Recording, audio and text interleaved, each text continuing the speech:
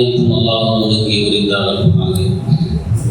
ஸலாத்தும் ஸலாமும் நமது உயிரின் மேலான கண்மணி நாயகம் ஸல்லல்லாஹு அலைஹி வஸல்லம் அன்னவரின் மீது, அவர்களுடைய நெஞ்சுவரை பிசகாமல் பின்பற்றிய சத்திய சஹாபாக்கள், தாபிஈன்கள், தபஅ தாபிஈன்கள், அவுலியாக்கள், ஷுஹதாக்கள், நாதாக்கள், நல்லவர்கள், குறிப்பாக நம் அனைவரின் மீதும் அல்லாஹ்வுடைய அருள் சாந்தி என்றென்று நிலவட்டுமாக.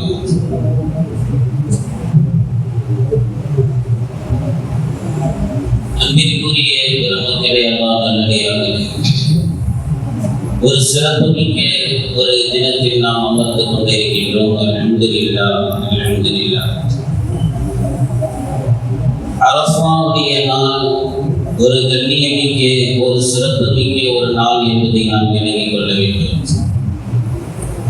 அரஃபாவுடைய நாள் எது என்று சொன்னால், ஹதீஸ்களிலே இமாம்களுடைய கூற்றுகளின்படி பார்க்கின்ற பொழுது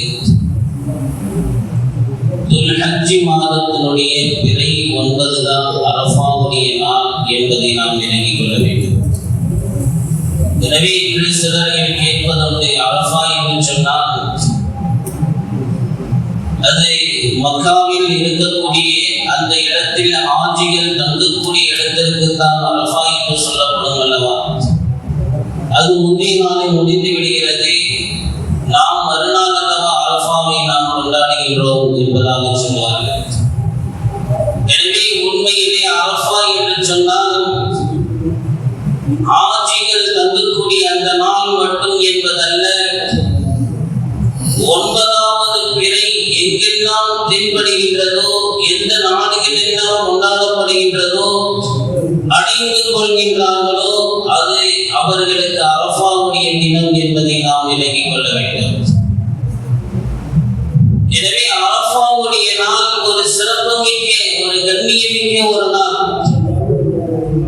அல்லாஹ் சொல்லுவார்கள், ஜப்பான், அமெரிக்கா போன்ற நாடுகள் பார்த்தோம் சொன்னாங்க, அவங்களுக்கு அரஃபாவுடைய நாள் முடிந்ததற்கு பின்னால் தான் சவுதியிலே அரஃபாவுடைய நாள் ஆரம்பிக்கணும். அதனால நாம் என்ன செய்யக்கூடாதுன்னு சொன்னா, சவுதியில உள்ள அரஃபாவுடைய நாள் என்ன செய்யக்கூடாதுன்னு பார்க்கக்கூடாது. அப்ப அது அவர்களுக்கு, அந்த நாட்டை சார்ந்தவர்களுக்கு அந்த அரஃபாவுடைய நாள். அப்போ அந்தந்த நாடுகள்ல வாழக்கூடியவர்களுக்கு 9வது நாள், பிறை 9 என்பதுதான் அரஃபாவுடைய நாள். அந்த நாள் தான் சிறப்புமிக்க நாள் என்பதை நாம் விளங்கிக் கொள்ள வேண்டும். எந்த அளவிற்கு ஒரு சிறப்பான ஒரு நாள், பல சிறப்புகளை கொண்டதுதான் இந்த அரஃபாவுடைய நாள். பெருமானார் ஸல்லல்லாஹு அலைஹி வஸல்லம் அவர்கள் சொன்னார்கள், அரஃபாவுடைய நாளில் நோன்பு வைப்பதினால் மற்ற சுன்னத்தான நோன்புகளுக்கு கிடைக்காத சிறப்பு அம்சங்களை பெருமானார் ஸல்லல்லாஹு அலைஹி வஸல்லம் அவர்கள் அரஃபாவுடைய நாளில் நோன்பு வைப்பதற்கு சொல்லியிருக்கிறார்கள். எனவே முந்தைய ஒரு வருடத்தினுடைய பாவமும் பிந்திய ஒரு வருடத்தினுடைய பாவமும் மன்னிக்கப்படக்கூடிய ஒரு நோன்பு என்று சொன்னால் அது அரஃபாவுடைய நோன்பு என்பதாக பெருமானார் ஸல்லல்லாஹு அலைஹி வஸல்லம் சொன்னார். அதோடு மட்டுமல்ல, இந்த அரஃபா என்பது எப்படி உருவானது என்று சொன்னால், நபி ஆதம் அலைஹிஸ்ஸலாத்து வஸ்ஸலாம் அவர்களும் ஹவ்வா அலைஹிஸ்ஸலாத்து வஸ்ஸலாம் அவர்களும் 2 பேர்களும் சந்தித்துக் கொண்ட இடத்திற்கு பேருதான் அரஃபா என்று சொல்லப்படுகிறது. 2 பேர்களும் ஒரு இடத்தில் சந்திக்கின்றார்கள். வானோலகத்திலிருந்து பூமிக்கு அனுப்பப்படுகின்ற பொழுது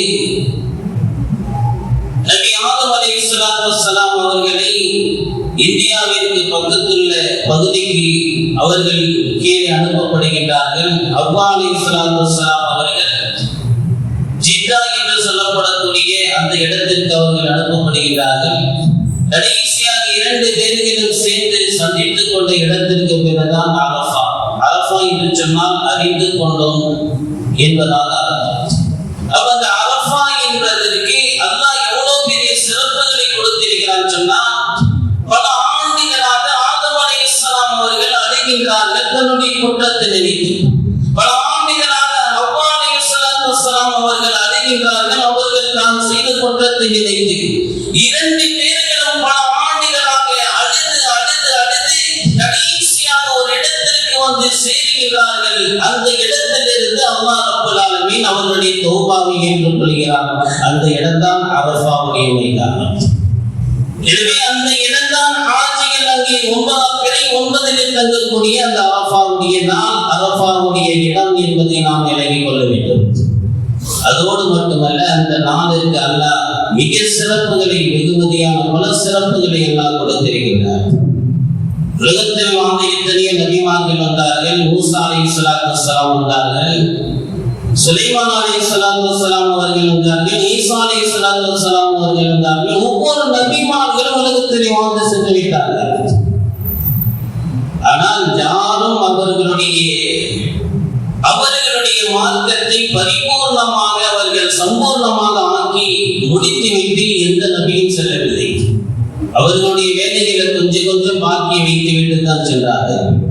தௌராத்துடைய வேதத்தை கொடுத்தார்கள் மூசா அலைஹிஸ்ஸலாத்து வஸ்ஸலாம். அதன்படி முழுமையாக அந்த சமூகத்திற்கு வாழ்ந்து காட்டி ஒரு முன்மாதிரி அவர்கள் ஏற்படுத்தி தரவில்லை.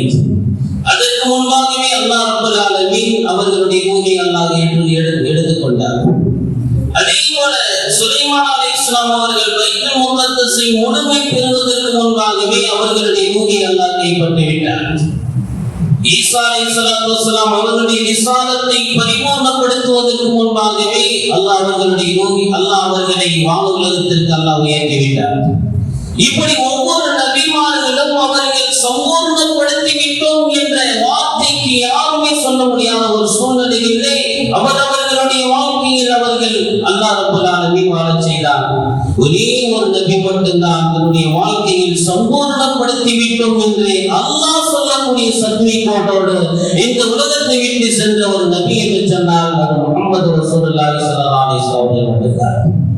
அந்த முஹம்மது ஸல்லல்லாஹு அலைஹி வஸல்லம் அவர்களுக்கு அந்த சர்டிபிகேட் வழங்கப்பட்ட இடம் அரஃபாவுடைய இடம் தான். அந்த அரஃபாவுடைய நாள் பிறை 9 அரஃபாவுடைய நாள் அன்று அரஃபாவுடைய தினத்தில் தான் பெருமானார் ஸல்லல்லாஹு அலைஹி வஸல்லம் அவர்களுக்கு அல் யௌம அக்மல்து லக்கும் தீனக்கும் வ அத்மம்து அலைக்கும் நிஅமதி வ ரதீது லக்கும் அல் இஸ்லாம் தீனா என்பதாக அல்லாஹ் ரப்பல் ஆலமீன் சொன்னார். இந்த மார்க்கம் உங்களுடைய மார்க்கத்தை நாம் பரிபூர்ணப்படுத்தி விட்டோம், சம்பூர்ணப்படுத்தி விட்டோம் என்பதாக அல்லாஹ் ரப்பல் ஆலமீன் இந்த உம்மத்திற்கு பெருமானார் ஸல்லல்லாஹு அலைஹி வஸல்லம் அவர்களுக்கு இறக்கிய கடைசிக்கு முந்திய ஒரு வசனம் என்று சொன்னால் இந்த வசனம் தான். எனவே அல்லாஹ் சுப்ஹானஹு வ தஆலா இந்த ஆயத்தை பெருமானார் ஸல்லல்லாஹு அலைஹி வஸல்லம் அவர்களுக்கு இறக்கி சம்பூர்ணப்படுத்தி விட்ட ஒரே ஒரு மனிதர், உலகத்தில் வாழ்ந்த ஒரே ஒரு நபி முஹம்மது ரசூலுல்லாஹி ஸல்லல்லாஹு அலைஹி வஸல்லம் அவர்கள் தான். எனவே அப்படிப்பட்ட சிறப்புகளை எல்லாம் பெற்றுக்கொண்ட இடம்தான் அரஃபாவுடைய நாள், அரஃபாவுடைய இடம். அதோடு மட்டுமல்ல, அல்லாஹ் ரப்பல் ஆலமீன் அந்த அரஃபாவுடைய நாளில் உலகத்திலே ஆதம் அலைஹிஸ்ஸலாத்து வஸ்ஸலாம் அவர்கள் முதலாக அல்லாஹ் படைத்தார். ஆதம் அலைஹிஸ்ஸலாத்து வஸ்ஸலாம் அவர்களை படைத்து அவர்களுடைய முதுகந்தண்டிலிருந்து அல்லாஹ் ரப்பல் ஆலமீன் அனைத்து உலகத்தில் கியாமத் வரை படைக்கப்படக்கூடிய அனைத்து மனிதர்களுடைய அந்த ரூஹுகளை எல்லாம் அல்லாஹ் ரப்பல் ஆலமீன் வெளியாக்கினார். அவர்கள் எல்லாம் வெளியாகி அல்லாஹ் ரப்பல் ஆலமீன் ஒரு இடத்தில் வைத்து அந்த இடத்திலே அல்லாஹ் ஒரு சாட்சி கேட்கின்றான்.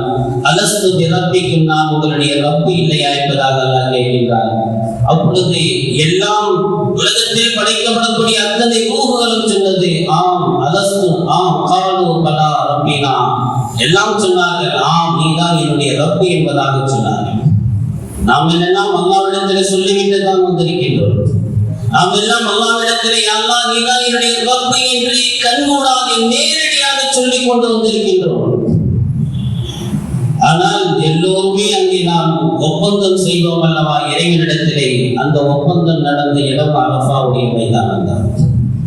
அந்த அரஃபாவுடைய மைதானத்தில் தான் நாம் அல்லாஹ்விடத்தில் ஒப்பந்தம் செய்துவிட்டு வந்திருக்கின்றோம். உலகத்திலே அத்தனை மனிதர்களும், முஸ்லிம் மட்டுமல்ல, உலகத்தில் யாரெல்லாம் படைக்கப்பட்டிருக்கிறார்களோ அத்தனை மனிதர்களும் அந்த ரூஹுகள் எல்லாம் அந்த இடத்திலே அலஸ்து பிரப்பிக்கும் என்ற வார்த்தைக்கு ஆம் நீ என்னுடைய ரப்பு, நான் உன்னுடைய அடிமை என்பதை அந்த இடத்திலே நாம் ப்ரூவ் பண்ணிவிட்டு அந்த இடத்திலே உறுதிமொழி கொடுத்து விட்டு தான் நாம் வந்திருக்கின்றோம் அல்லவா.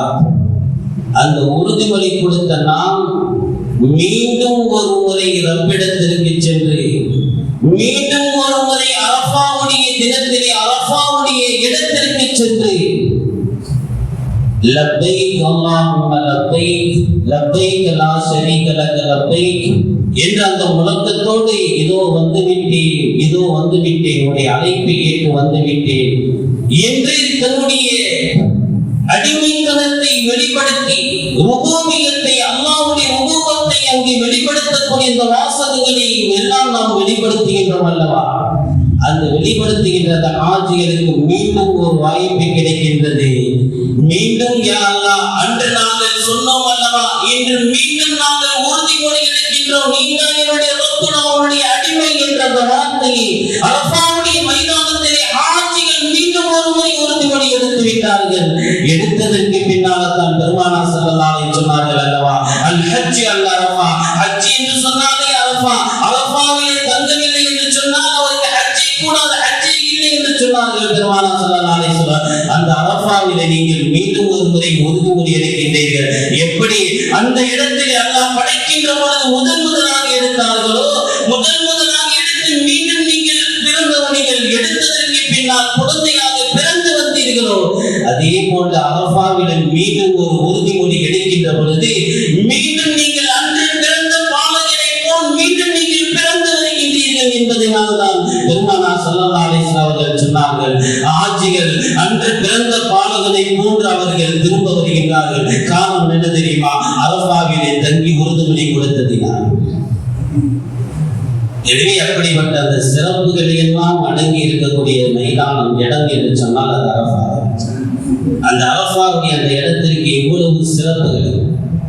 போனோம் என்று சொன்னால் அத்தனை பேருடைய பாவங்களும் கழுவி விட்டு தான் உங்களை வெளியே அனுப்பும்.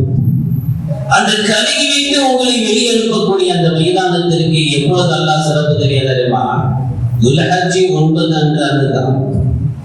மீதி எவ்வளவு நாட்கள் இருந்தாலும் எல்லா நாட்களுமே அங்க போய் புரண்டு அழுகிறதில்ல.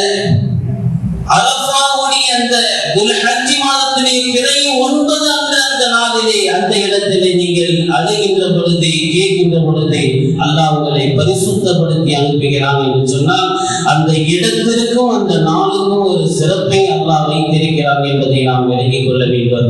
அதே நேரத்தில் இன்று நாமளும் நோன்பு வைக்கிறோம், அரஃபாவுடைய நாளில் நாமளும் நோன்பு வைக்கிறோம் என்று சொன்னால் அந்த ஆஜிகள் எதை அடைகின்றார்களோ, எந்த உள் உணர்வை அவர்கள் அடைகின்றார்களோ, அந்த உள் உணர்வை இந்த ஊர்களில் இருக்கக்கூடிய பல நாடுகளில் வசிக்கக்கூடிய அவர்களும் அந்த அரஃபாவுடைய நாளில் நோன்பு வைப்பதன் மூலமாக அந்த உள் உணர்வை உணர வேண்டும் என்பதை நாம் விளங்கிக் கொள்ள வேண்டும். ஏதோ நோன்பு வச்சு முடிஞ்சு என்று இல்லாமல் நோன்பு வைத்தோம் என்று சொன்னால் அதிகமாக 4 கலிமா ஓதுகிறார்கள். அரஃபாவிலே ஆட்சிகள் அதிகமாக 4 கலிமா ஓதுவார்கள். நாமளும் அதிகமாக 4 கலிமா ஓத வேண்டும். ஆட்சிகள் அங்கு விசேஷமான இந்த இபாதத் என்று சொன்னால் துஆ மட்டும்தான், வேற என்னோட கிடையாது. அஸ்ர் மக்ரிபை கூட என்ன செய்வாங்க? சேர்த்து தான் தொழுவாங்க. லுஹர் அஸ்ர் கூட சேர்த்து தொழுவாங்க. மக்ரிப் இஷா என்னது? மக்ரிப் இஷா வேறு இடத்திலே சென்று தொழக்கூடிய ஒரு சூழ்நிலை அரஃபாவில் கூட என்னது? அவர் லுஹரும் அஸ்ரும் சேர்த்து தான் தொழ முடியாது. தொழுகைக்குடைய இபாதத்து கூட அங்கு என்னது? பிரதானமானதில்லை. துஆ என்ற இபாதத் மட்டும்தான் பிரதானமானது. எனவே அரஃபாவுடைய நாளில் நோன்பு வைக்கக்கூடிய மற்றவர்களும் துஆவில் அதிகமாக ஈடுபட வேண்டும். அல்லாஹ்விடத்திலே கெஞ்ச வேண்டும், மன்றாட வேண்டும். அல்லாஹ் ரப்பல் ஆலமீன் நம்முடைய பாவங்களை மன்னிப்பதற்கு அல்லாஹ் ரப்பல் ஆலமீன் தயாராக இருக்கின்றார். எனவே அல்லாஹ்வுடைய அருளை பெறக்கூடிய நன்மக்களாக அல்லாஹ் சுப்ஹானஹு வ தஆலா நம் அனைவரையும் ஆக்கி அருள்புரிவானாக. அல்லாஹ் ரப்பல் ஆலமீன் நாம் வைத்திருக்கக்கூடிய அந்த நோன்புகளையும் அல்லாஹ் ரப்பல் ஆலமீன் கபூல் செய்து கொள்வானாக. ஆமீன் ஆமீன். வாஹிர் தஅவானா அல்ஹம்துலில்லாஹ்.